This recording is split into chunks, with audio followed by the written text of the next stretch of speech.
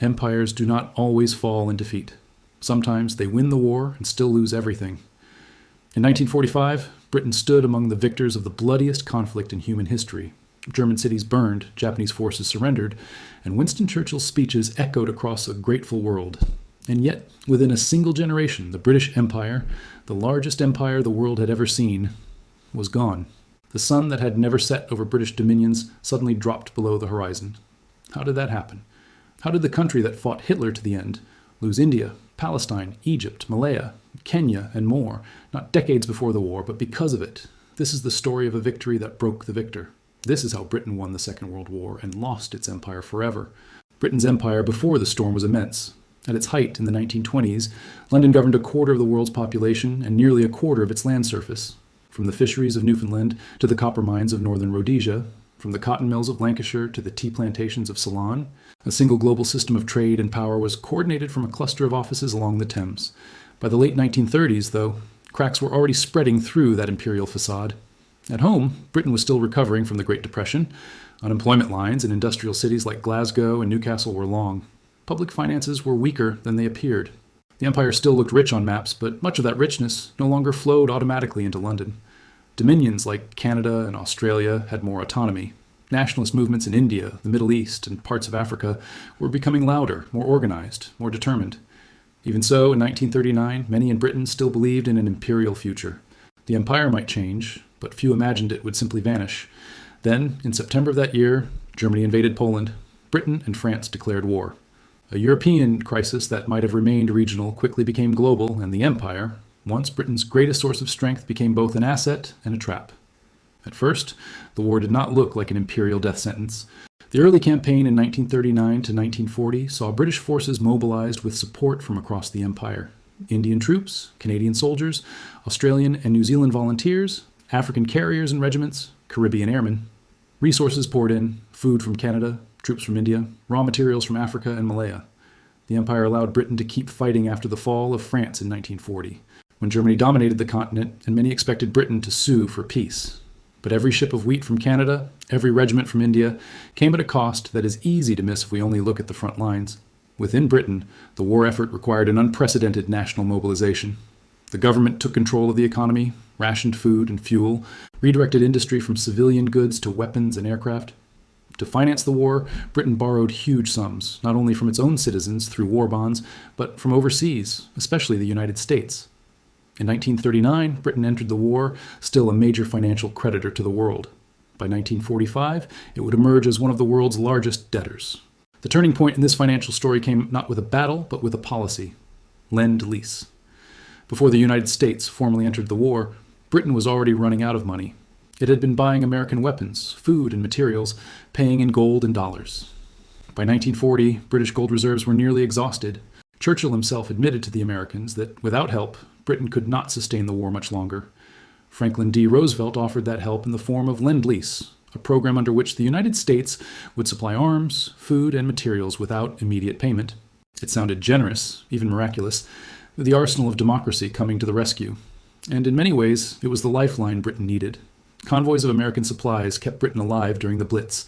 American factories produced aircraft, tanks, trucks, and ammunition in quantities the British economy could never have matched. But Lend-Lease came with strings, invisible ones at first. To receive Lend-Lease, Britain had to open its imperial markets. For decades, the British Empire had run on a system of imperial preference, tariffs and trade rules that favored British and Dominion goods inside the empire and kept rivals, including American producers, at a disadvantage. Now, under pressure from Washington, British officials conceded that this system would have to be dismantled after the war. In other words, Britain was trading its future economic dominance for the supplies it needed to survive the present. It was a bargain made under duress, with bombs falling and invasion a real possibility. But the implications were enormous. The empire's economic glue, privileged access to British markets and vice versa, was scheduled to be dissolved at the end of the conflict. At the same time, the empire's moral foundations were suffering a different kind of bombardment. On paper, Britain claimed to be fighting for freedom, democracy, and the rights of small nations. Those were powerful words. They resonated in London and in Washington, but they also resonated in Delhi, Accra, and Cairo. If Britain was fighting for the freedom of Poland, what about the freedom of India? If Nazism was wrong because it claimed the superiority of one race over others, What did that say about a world empire ruled largely by white administrators? These questions were not abstract. Indian leaders like Jawaharlal Nehru and Mohandas Gandhi pointed directly to Britain's war rhetoric and demanded that it be taken seriously in the colonies. In Ghana, then the Gold Coast, future leaders like Kwame Nkrumah were already absorbing news and language about the rights of nations to self-determination.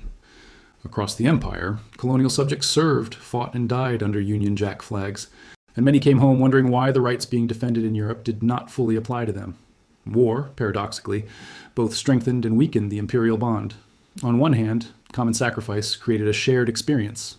Troops from India fought in North Africa and Italy.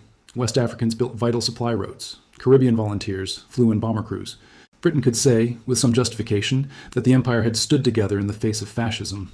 On the other hand, that very service empowered colonial peoples. Soldiers who had worn uniforms, handled weapons, and witnessed European defeats were less likely to accept the old myths of European invincibility. They had seen white soldiers retreat at Dunkirk, surrender at Singapore, and bleed in North Africa. The aura of imperial inevitability was gone. Singapore, in particular, sent shockwaves through Asia. In February 1942, Japan captured Singapore, the so-called Gibraltar of the East, defended by a large British garrison. The fall of this supposedly impregnable fortress shattered the myth of British military superiority in Asia in a single stroke. To many in India, Malaya, and beyond, it proved that British rule could be challenged and defeated. If the war had ended with a quick Allied victory, perhaps the empire could have been patched up. But the conflict was long and draining. By 1945, British cities were damaged, industry worn out, merchant shipping depleted, and millions of lives disrupted. Politically, the country had changed too.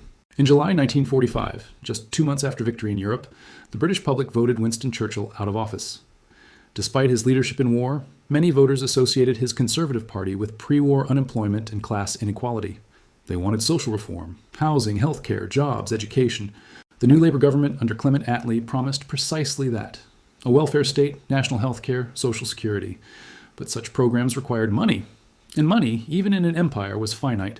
Britain now faced an impossible equation. Rebuild a shattered homeland, maintain global military commitments, honor debts to the United States, and retain an empire under mounting pressure for independence, all with a weakened economy. Something had to give. The first, and perhaps most dramatic, test came in India. India had long been the so-called jewel in the crown of the British Empire, a vast colony that furnished troops, raw materials, and a large captive market. But by the 1940s, Indian nationalism was a tidal force that could no longer be contained. In 1942, during the war, Gandhi launched the Quit India movement, calling for immediate British withdrawal. The British authorities responded with mass arrests, censorship, and force. At the same time, the Indian National Army, sponsored by Japan, tried to raise forces among Indian prisoners of war to fight against British rule. While that effort ultimately failed militarily, it further eroded British prestige. After the war, British officials faced a stark reality. Continuing to rule India would require either a massive, expensive military presence and likely bloodshed, or a negotiated transfer of power.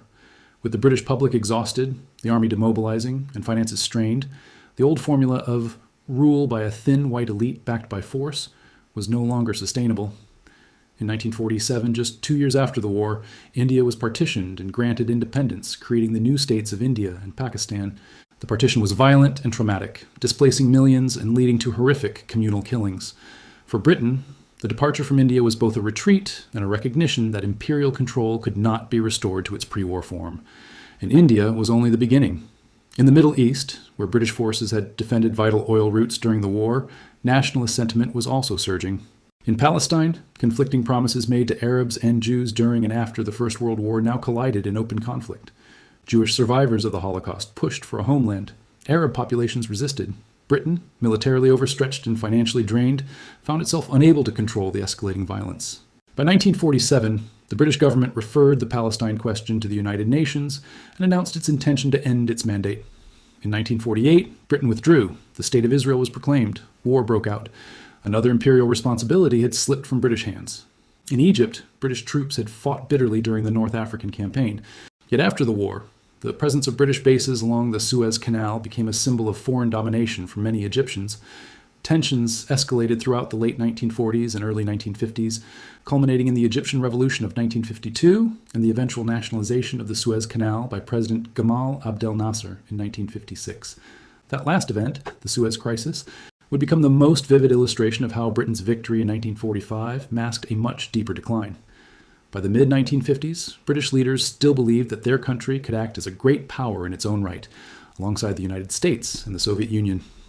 When Nasser nationalized the Suez Canal, through which a large proportion of Western Europe's oil flowed, Britain and France secretly planned a military response, coordinating with Israel. In October 1956, Israeli forces invaded Sinai. Britain and France issued an ultimatum and then launched their own attacks, ostensibly to separate the combatants and secure the canal. Militarily, the operation achieved some initial success. Politically and financially, it was a disaster. The United States, worried about Cold War optics and not consulted in advance, refused to support the operation. Worse, President Eisenhower applied intense financial pressure, including threats to sell off U.S. holdings of British currency, which would have caused a sterling crisis. Facing this economic weapon from its own wartime ally, the British government was forced to back down and withdraw. Suez exposed a new reality. Britain could no longer act independently as a world policeman. It now operated under the shadow of American power, not as a partner of equal weight, but as a junior ally. Looking back, some historians see Suez as the moment when Britain finally woke up to the fact that the imperial age was over. But in truth, the process had been underway since 1939. The war had empowered colonial nationalists, weakened British finances, bound the United Kingdom to American economic and strategic priorities, and raised expectations at home for social spending rather than overseas adventures. Beyond India and the Middle East, decolonization spread in waves. In Southeast Asia, anti-colonial movements took shape in the chaotic aftermath of Japanese occupation.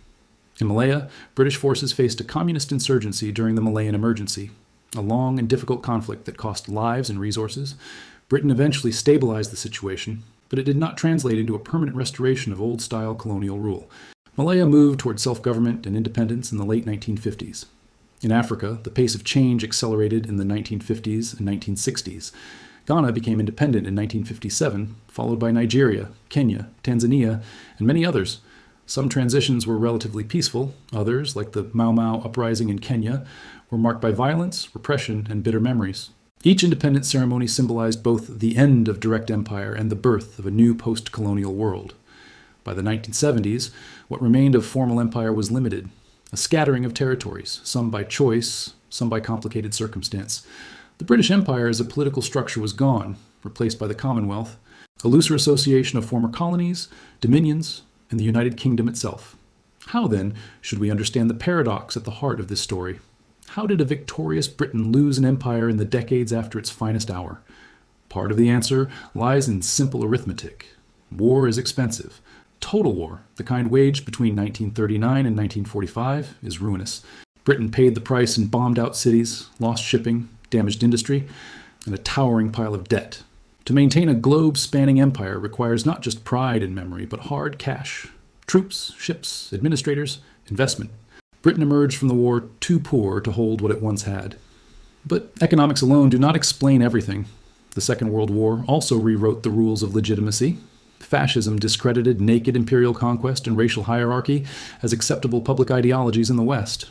The Atlantic Charter, signed in 1941 by Roosevelt and Churchill, spoke of the right of all peoples to choose their form of government. Churchill himself insisted that these ideals did not apply to the empire. He drew a distinction between European nations under occupation and colonial peoples under benevolent British rule. But many outside Europe did not accept that distinction. They seized on the rhetoric and turned it back on the imperial powers. Moreover, the balance of global power had shifted. In 1919, after the First World War, Britain had emerged weakened but still dominant at sea, still central to global finance, still able to play power broker in Europe and beyond. After 1945, two superpowers overshadowed all others, the United States and the Soviet Union. British policymakers could no longer make decisions in isolation. Every move had to be made in the context of Cold War strategy and under the economic reality of American influence. To Washington, European empires often looked like liabilities, sources of local unrest that might drive discontented populations toward communism. American policy did not always oppose decolonization, and in some cases actively pushed allies like Britain and France to let go. Inside Britain itself, public attitudes had evolved as well. The emotional core of imperial identity weakened in the face of more immediate concerns: housing, jobs, healthcare, education, rebuilding. For many ordinary Britons, the empire was something on maps and in newsreels, not in daily life. When the choice was framed as guns or butter, as overseas garrisons or domestic welfare, more and more people chose the latter. And yet, the end of empire did not only mean loss, it also meant transformation. As formal empire receded, new kinds of influence emerged. London remained a global financial center. English remained a world language. The Commonwealth provided a framework for diplomatic connection. British culture, literature, music, media continued to circulate widely. Power did not disappear, it changed shape. Still, the contrast remains striking. The Britain of 1940, standing alone against Nazi conquest compared with the Britain of the 1960s, negotiating withdrawal from bases east of Suez, and watching as new flags rose over former colonies. If there is a single image that captures this paradox, it might be Churchill himself. In 1940, broadcasting defiance as bombs fell, he embodied national resilience and a certain imperial stubbornness. But by the time India was partitioned and Suez collapsed, Churchill was no longer in office and no longer in step with Britain's changing role.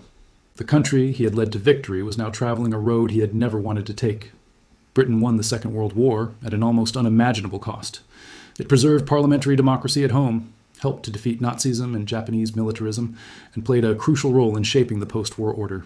But in doing so, it exhausted the foundations of its old imperial power, empowered the subjects who would soon become citizens of new nations, and opened the door to an era in which superpowers, not empires, would dominate world affairs. Victory had saved the nation, but it had spent the empire.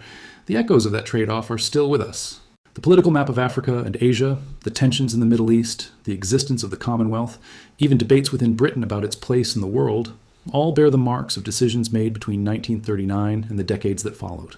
Historians still argue, could the empire have survived in some federated, reformed form? Or was its dissolution inevitable in an age of mass nationalism and modern war? What is certain is that Britain's story in the mid-20th century is not simply one of decline, nor simply one of triumph.